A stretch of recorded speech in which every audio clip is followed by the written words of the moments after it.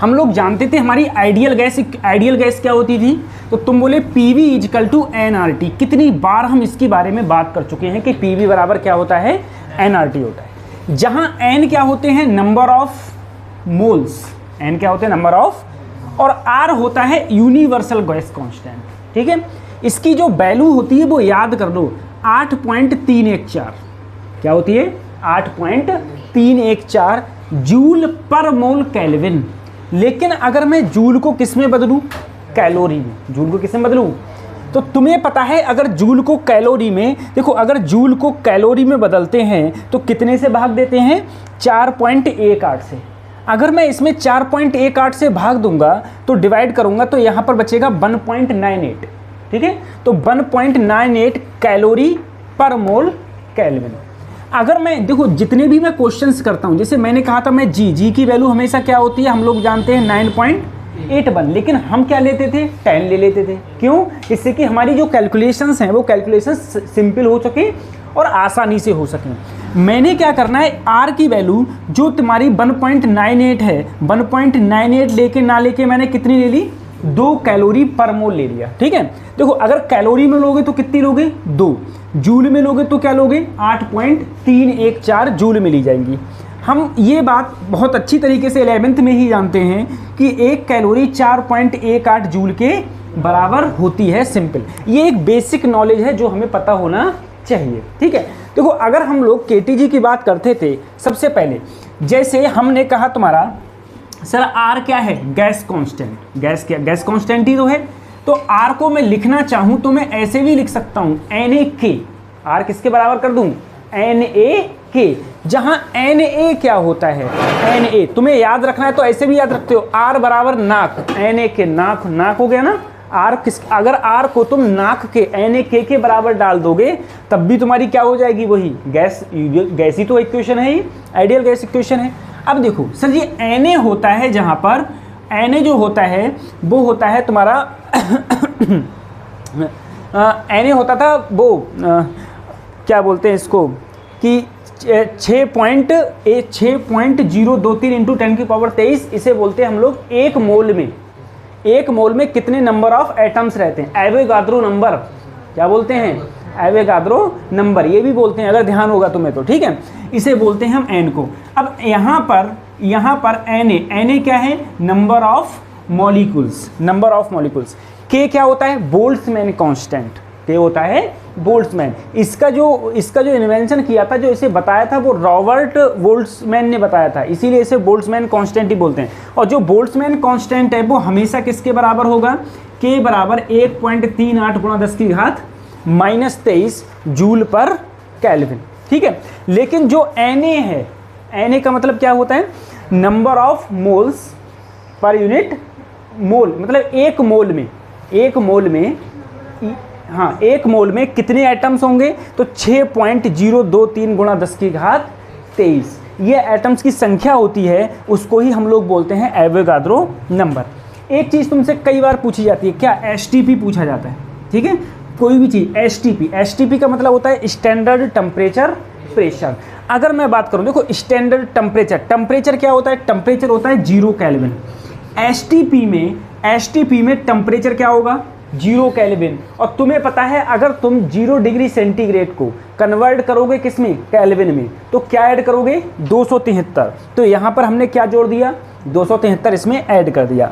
P बराबर क्या होता है, एक एटीएम। एक एटीएम किसके बराबर होता है, तो एक एटीएम क्या है बेटा, ये प्रेशर है।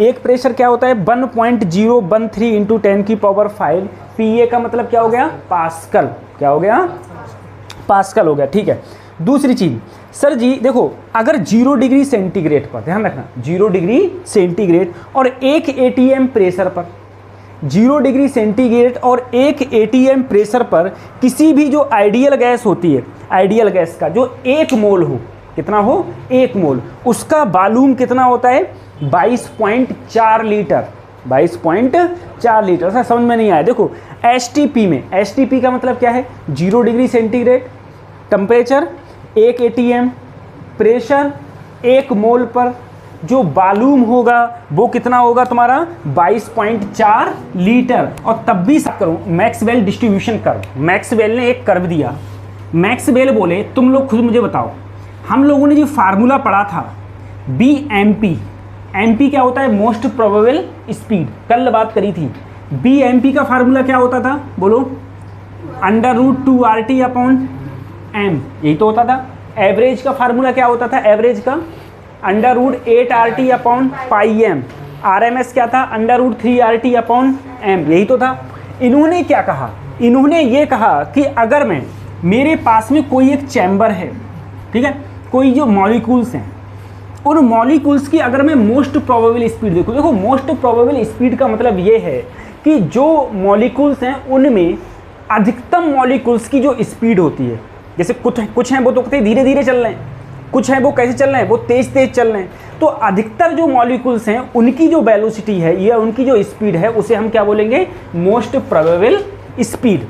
अब सोचो जरा हुआ क्या सर, ये ऐसा हुआ जैसे जैसे तुमने क्या किया, जैसे जैसे तुम टेम्परेचर बढ़ाते गए। जैसे मान लो मेरे पास में ये एक चैम्बर है, इस चैम्बर में कोई गैस भरी हुई है, बोले ठीक है, अब गैस भरी हुई है तो थर्मल एनर्जी के कारण उसके जो मॉलिक्यूल्स होंगे वो तो इधर उधर भाग रहे होंगे, आपस में रुकने वाले तो नहीं है ना, वो भाग रहे होंगे। लेकिन मैंने कहा कुछ मॉलिक्यूल्स ऐसे होंगे जिनकी स्पीड ज़्यादा होगी, ठीक है। ज़्यादातर मॉलिक्यूल्स की जो स्पीड होती है उसे हम लोग क्या बोलते हैं, मोस्ट प्रोबेबल स्पीड। जैसे सर समझ में नहीं है, ऐसे मान लो 100 मॉलिक्यूल्स है, ठीक है, 100 मॉलिक्यूल्स में 70 की स्पीड मान लो 10 के पार है और बाकी 10 के नीचे है, तो ज़्यादातर मॉलिक्यूल्स की स्पीड क्या है, 10 से ऊपर, सही है।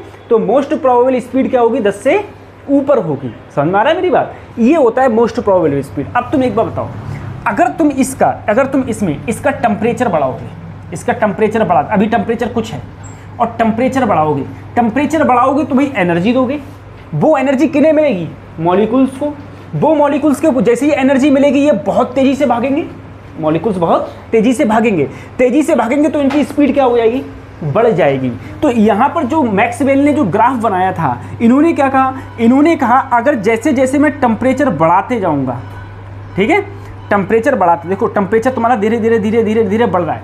टेम्परेचर एक टाइम ऐसा आएगा कि मान लो उसकी जो मोस्ट प्रोबेबल स्पीड है वो क्या है तुम्हारी, पहले क्या है, T1 टेम्परेचर पर क्या है, BMP1 और speed number of molecules have speed कितनी है, B।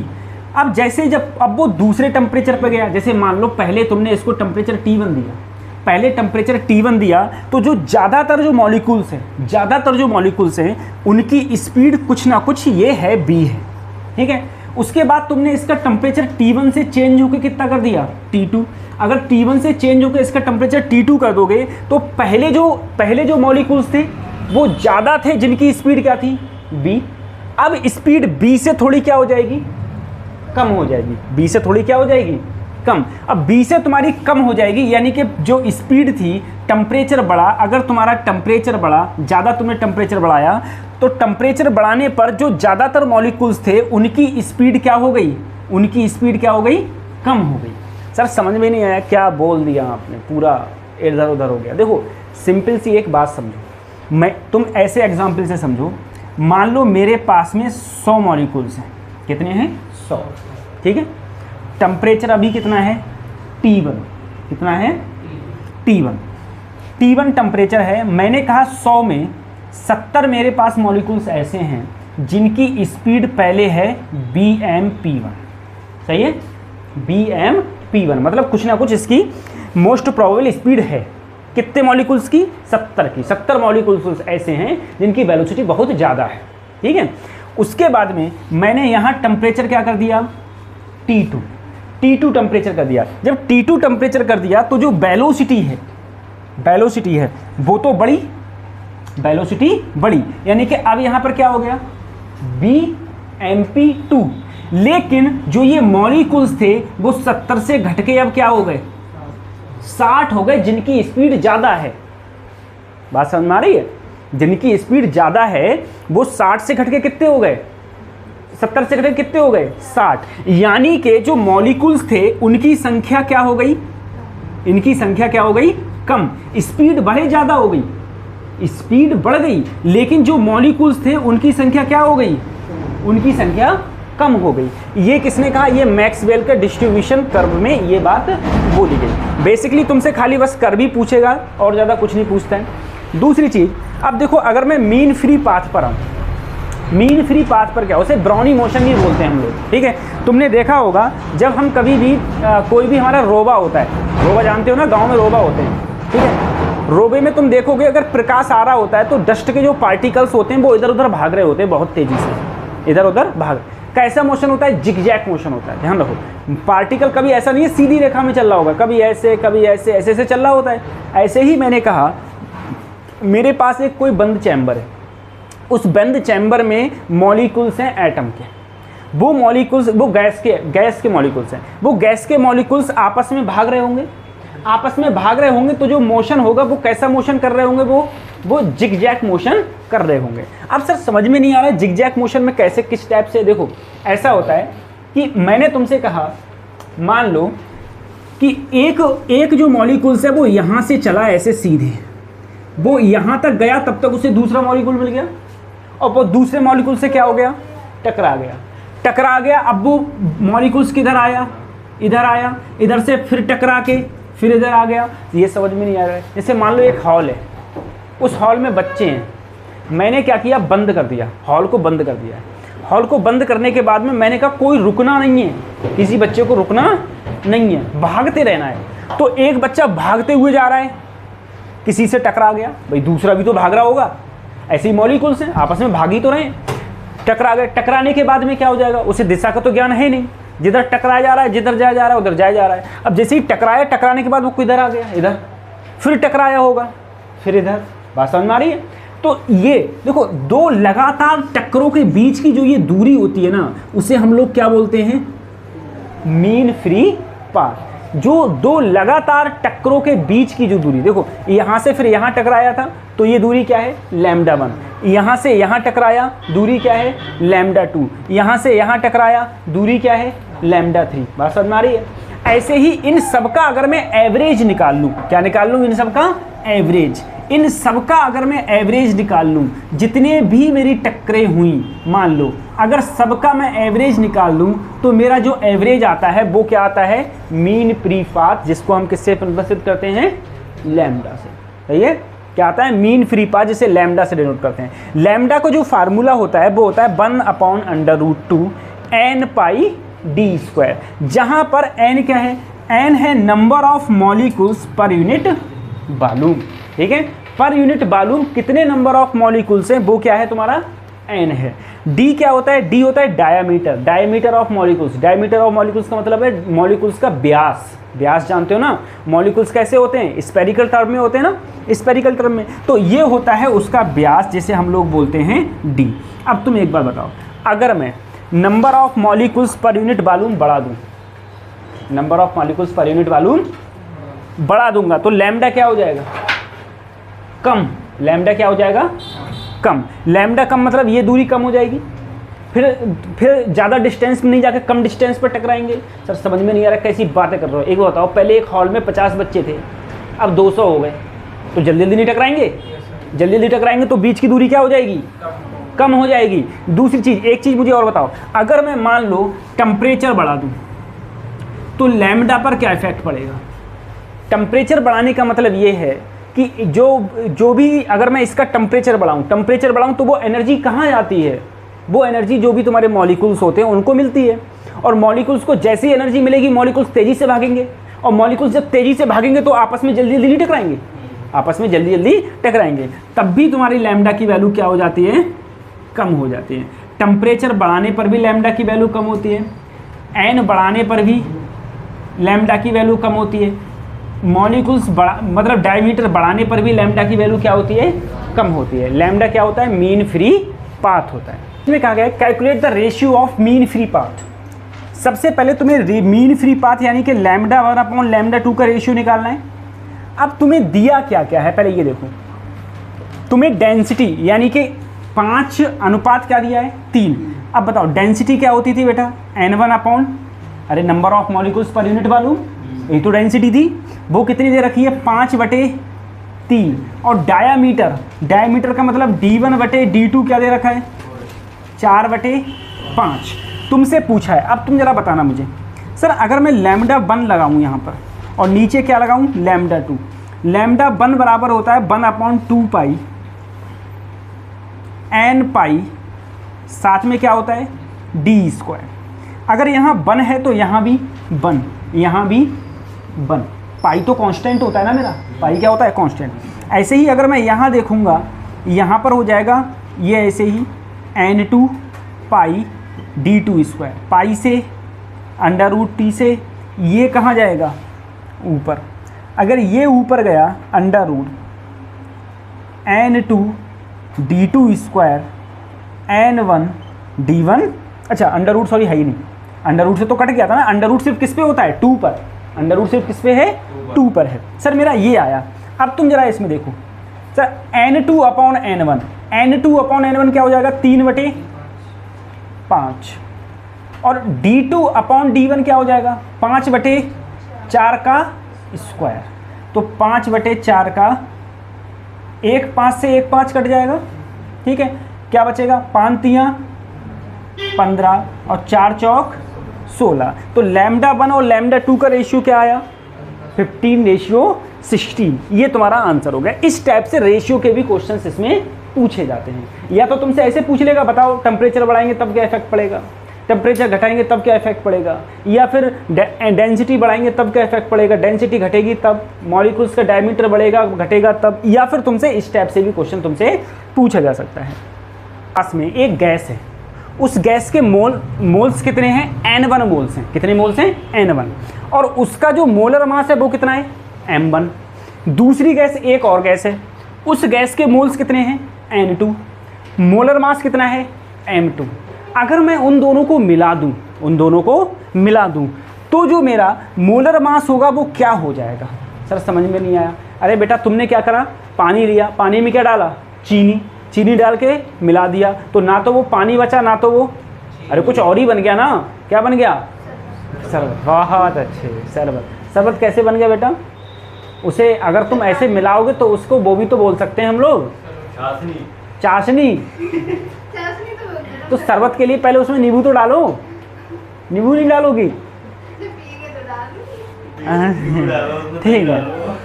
देखो तो अगर मैंने वही कहा m तुम्हारा जो क्या होगा, m क्या हो जाएगा, तो बेटा अगर मैं दोनों को मिला दूंगा तो फार्मूला आएगा N1 M1 plus N2 M2 बटे N1 प्लस।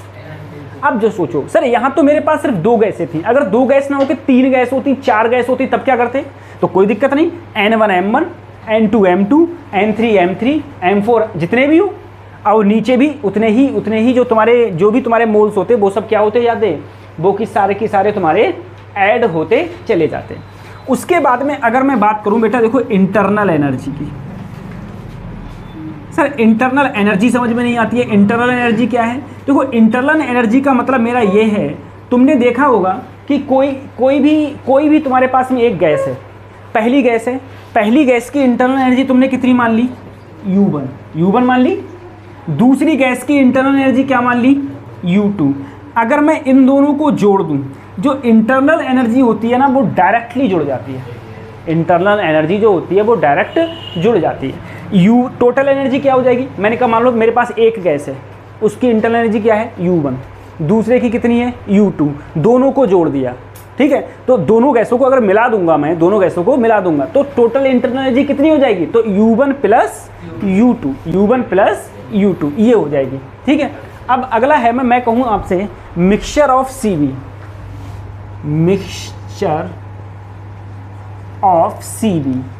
सब देखो, अगर मैं तुमसे कहा कि मिक्सचर ऑफ CV की अगर मैं कहूँ, मान लो मेरे पास में पहली गैस है, पहली गैस के मोल्स कितने हैं, N1, ठीक है। और उसका जो CV है वो कितना माना, CB1 प्लस दूसरी गैस जो जोड़ी है वो क्या है, मोल्स कितने हैं, N2, उसका जो CB है वो कितना है, CB2। अगर इन दोनों को मैं जोड़ दूंगा तो मेरा ये क्या आ जाएगा, मिक्सचर आ जाएगा, ठीक है। CB निकालना जानती हो, कैसे निकलता है? CP का फार्मूला क्या होता है बताओ R के टर्म में? हैं? CP बराबर CP प्लस R, CP बराबर CP प्लस R, R बटे गामा माइनस 1। CP क्या होता है? गामा R बटे गामा माइनस 1। ठीक है, सही है, ये होता है। अगर मैं कहूँ आपसे इसी के बाद में mixture of CP, mixture of CP क्या होगा? तो CP के लिए क्या करना पड़ेगा? N1 CP1 N2 CP2 बटे N1 प्लस, चाहे ऐसे लिख दो, नहीं तो अभी बच्ची बोली क्या, CB मिक्सचर प्लस क्या कर दो R, CB मिक्सचर प्लस क्या कर दो R। बात समझ में आ रही है? अब एक बार बताओ मुझे बेटा, अगर मैं तुमसे बात करूं, ये उतार लिया है, अगर मैं तुमसे बात करूं सर मोनो एटॉमिक की, अगर तुमने बात करी मोनो एटॉमिक के लिए हम लोग गामा की वैल्यू कैसे निकालते थे? मोनो एटॉमिक के लिए गामा की वैल्यू कैसे निकालते हैं? बोलो बोलो। मिक्सचर ऑफ गामा, मैंने कहा मान लो मेरे पास में पहले कोई एक गैस है, चाहे मोनो एटॉमिक ले लो चाहे डाई एटॉमिक कोई भी ले लो, मेरे पास में जो गैस है उसके मोल्स कितने हैं? N1। दूसरी गैस के मोल्स कितने हैं? N2। दोनों को जोड़ दिया, दोनों को जोड़ के गामा वो आया, उसे मैंने क्या लिखा? Gamma minus 1। ऐसे ही इधर देखो, N1 बटे गामा 1 माइनस 1 प्लस N2 बटे गामा 2 माइनस 1। ठीक है, काजल कह रही समझ में नहीं आया, ले लो। हाँ देखो क्या है, मान लो तुम्हारे पास मोनो एटॉमिक है, कितनी है? मोनो एटॉमिक कितनी होती है? 1.66। डाया की कितना होता है गामा? 1.4। ट्राई की कितनी होती है? ट्राई या पॉली की 1.33। 1 लिखवाया था। यहाँ से जाने के बाद में ट्रेन पर जाने के बाद गप्पे लड़ाने स्टार्ट कर दी होंगी, है ना? गप्पे पे गप्पे चल रही होंगे। अब देखो, अगर मैंने कहा मान लो बेटा पहले मैंने एक गैस ली, पहले मोनो एटॉमिक लिया, मोनो एटॉमिक का तुम्हें गामा पता है, ठीक है? मोनो एटॉमिक का गामा तुम बोले सर 1.66, मैंने कहा 2 मोल है। कितने मोल है? तो करना कुछ नहीं है, कितने मोल हैं? 2 मोल। कितना है? 1.66। N2 मैंने कोई मान लो मोनो के बाद मैंने डाई एटॉमिक ले लिया, डाई एटॉमिक के मोल्स कितने मान लिए? 3। कितने मान लिए? 3। और उसका क्या होता है? 1.4 माइनस 1। यहाँ देखो 2 + 3 बटे गामा माइनस, क्या गामा की वैल्यू नहीं निकाल लोगी? तो उनसे जो मिक्सचर आया, क्या आया उनसे? मिक्सचर। उस मिक्सचर का गामा का फार्मूला गामा ये हो जाता है मिक्सचर का। मैंने तुमसे जो क्वेश्चन में इसमें कहा गया है कि सर जी इसने कहा एक गैसेस ऑफ मिक्सचर है enclosed in a vessel container consist, एक कोई बेसल में 2 गैसें मिला दी हैं, 1 ग्राम ऑफ मोल्स एक गैस है जिसका गामा ए तुम्हें दे रखा है 5/3, ठीक है? और जो गामा बी दे रखा है क्वेश्चन में वो क्या दे रखा है? 7/5। टेम्परेचर ठीक, the gases A and B do not react with each other and are assume to be ideal, find the number of molecules of gas B. अब देखो, सबसे पहले तुम्हें 1 ग्राम मोल दे रखा है, 1 ग्राम किसका दे रखा है? ए का, यानी कि Na तुम्हें कितना दे रखा है बच्चों? ए। और तुमसे पूछा क्या है इसमें? किसका? Nb पूछा है। क्या पूछा है? Nb। और मिक्सचर कितना दे रखा है? देखो 19/13। कैसे निकालोगे? क्वेश्चन देखो, Na प्लस Nb बटे गामा माइनस Na बटे बोलो गामा ए माइनस Nb बटे बोलो गामा बी माइनस Na कितना है? 1 प्लस गामा की वैल्यू क्या है बोलो? 19/13 माइनस 1। ये कितना है? Na 1 क्या है? 5/3 माइनस Nb निकालना है, Nb। और ये क्या है? ये क्या है? 7/5 माइनस, उठा के सॉल्व करके आंसर आ जाएगा, ठीक है? उठा के सॉल्व करोगे, तुम्हारा किसका वैल्यू आना है? तुम्हें Nv का वैल्यू आना है, तुम्हारा Nv का मान आ जाएगा। छुट्टी। हीट कैपेसिटी को बच्चों हम लोग S से डिनोट करते हैं। S होता क्या है? ΔQ/ΔT। हीट कैपेसिटी होता है कि गिवन हीट, ठीक है, किसी भी बॉडी को कितनी हीट दें जिससे कि उसका टेम्परेचर चेंज हो जाए, ठीक है। ये इन दोनों के रेशियो को ही हम लोग क्या बोलेंगे, हीट कैपेसिटी। ऐसे ही एक होता है specific heat capacity. Specific heat capacity, देखो स्पेसिफिक हीट कैपेसिटी को हम लोग सी से डिनोट करते हैं, और जो वो सी जो होता है वो होता है delta Q upon delta T, और साथ में क्या होता है एम, नीचे होता है एम। यानी कि मान लो तुमने 1 ग्राम है, 1 ग्राम वाटर, 1 ग्राम कोई चीज़ है, उसका टेम्परेचर बदलने के लिए जितनी हीट की रिक्वायरमेंट होती है उसे हम लोग क्या बोलेंगे, स्पेसिफिक हीट। समझ में आया, नहीं आया? मान लो मैंने तुमसे कहा 1 ग्राम पानी का, 1 ग्राम पानी का 1 डिग्री टेम्परेचर बदलने के लिए यानी कि बढ़ाने के लिए, ठीक है, जितनी ऊष्मा की आवश्यकता होती है, हीट की रिक्वायरमेंट होती है, उसे ही हम क्या बोलेंगे, स्पेसिफिक हीट, ठीक है, स्पेसिफिक हीट कैपेसिटी बोलते हैं। इसे सी से हम लोग डिनोट करते हैं। इन दोनों का अगर मैं रिलेशन देखूं तो सी ऐसे ही रहा, एम ऐसे ही रहा, इसकी जगह पर क्या रख दिया, एस, ठीक है। तो अगर मैं एस बराबर देखूं तो एम क्रॉस एम क्या है, मास, सी क्या है, specific heat capacity, capital S क्या है बच्चों, हीट कैपेसिटी, कैपिटल। तुमने इतना ऐड कर दिया, एम की वैल्यू क्या है 0.1 किलोग्राम, ठीक है, ऐड कर दिया। टेम्परेचर कितना राइज कर दिया, 20 डिग्री टेम्परेचर, ठीक है, इसे डेल्टा टी कह दो चाहे।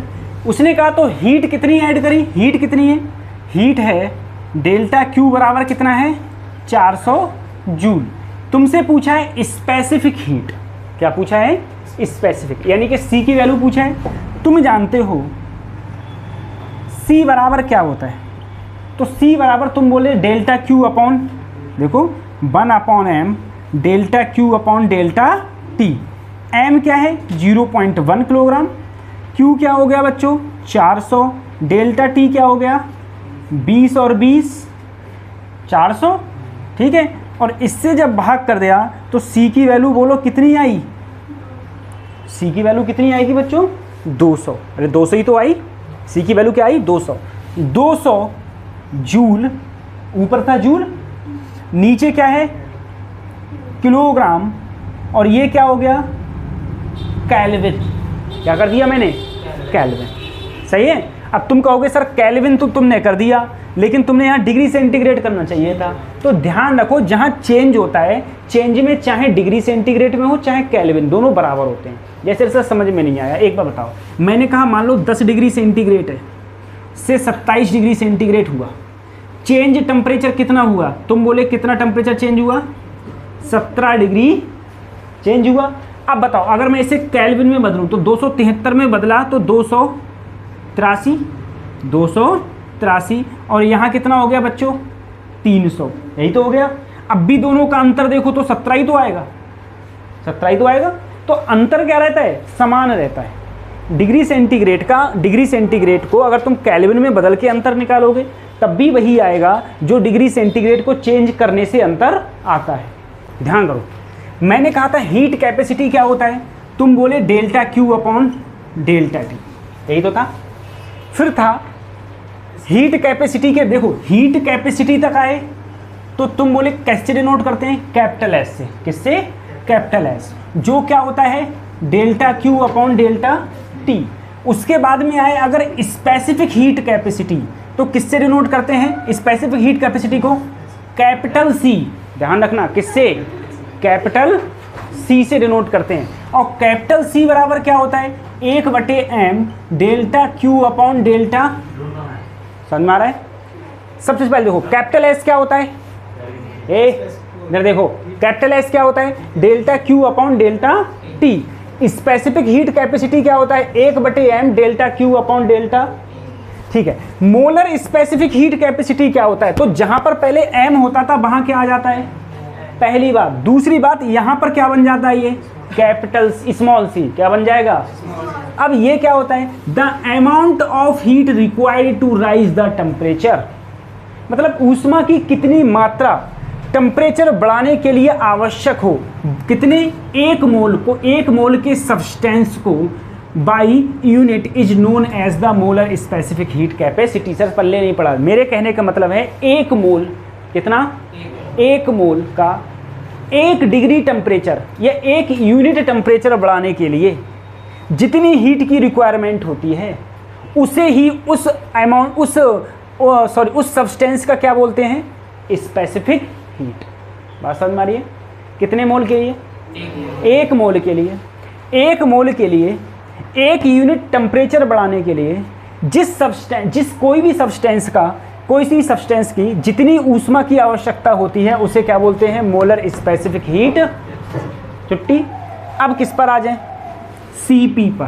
किस पर आ जाएं, Cp पर। फिर ध्यान करो, Cp जैसे ही आया, P मतलब प्रेशर, याद रखो कांस्टेंट प्रेशर, क्या हो, कांस्टेंट प्रेशर। सबसे पहले P है कांस्टेंट प्रेशर, 1 मोल कांस्टेंट प्रेशर, 1 मोल 1 यूनिट टेम्परेचर बढ़ाने के लिए किसी सब्सटेंस का 1 यूनिट टेम्परेचर बढ़ाने के लिए जितनी हीट की रिक्वायरमेंट होती है उसे क्या बोलते हैं, मोलर स्पेसिफिक हीट। नहीं आया।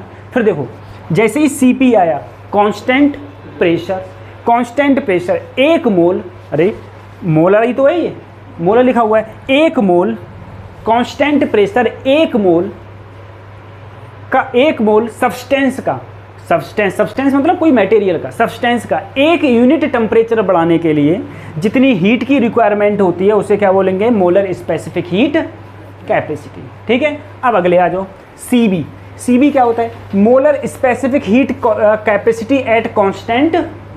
अब देखो कांस्टेंट वॉल्यूम जैसे ही आया, सबसे पहले बोलो कांस्टेंट वॉल्यूम पर, क्या बोलोगे, कांस्टेंट वॉल्यूम पर 1 मोल सब्सटेंस का टेम्परेचर 1 यूनिट बढ़ाने के लिए जितनी हीट की रिक्वायरमेंट होती है उसे ही हम क्या बोलते हैं, Cb बोलते हैं। क्या बोलते हैं, Cb, molar specific heat constant as constant volume. Sir ये वही है कि जो हम इतनी देर से पढ़ते हुए आ रहे थे, अरे ये वही है Cb, ये Cb वही है R बटे गामा माइनस या फिर Fr बटे, बात समझ में आ रही है, ये वही Cv है जो यहाँ पर दिया हुआ है।